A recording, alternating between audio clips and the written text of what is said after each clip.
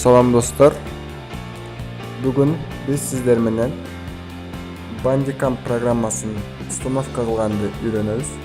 Bandicam programmасы бул экрандагы кыймыл-аракеттердин бардыгын видеого алуу үчүн арналган программа. Бул башка экранды тарткан программаларга караганда бир топ ыңгайлуу программа. Biz азыр ушул Bandicam программасын установка кылганды үйрөнөбүз. Анда эмесе биз менен болуңуздар.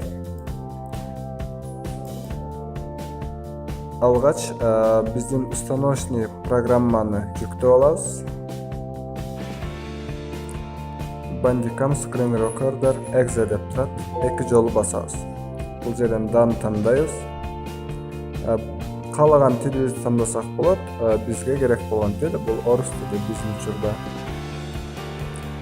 Бул жерден далени басабыз. Лицензиянын шарттарын сунуштап жатат. Biz кабыл алабыз шарттарды. Андан кийин рабочий столго биз программанын иконкасын коебузбу жокпу, биз бул жерден галочканы тандап койсок болот.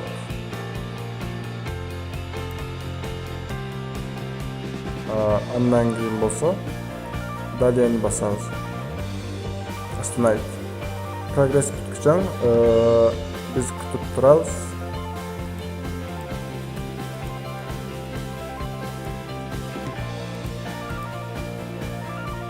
Өзүңүздөр көрүп турасыздар. Прогрессибиз аягына келип жетти. Биздин Bandicam программабыз компьютерибизге установка болду. Готовун басабыз. Biz Bandicam программасын установка кылып бүттүк. Biz аны жүктөгөндө алгачкы терезе ушундайча чыгат. Biz бул жерде көрүп турабыз. 5 негизги меню турат. Бул менюда болсо биздин запись кылган видеолорубуз турат. Өчүрүп жана ушул жерден ачып көрсөк болот. Андан кийин основные деп турат. Бул жерден биздин тарткан видеолорубузду кайсыл жерден тапсак болот.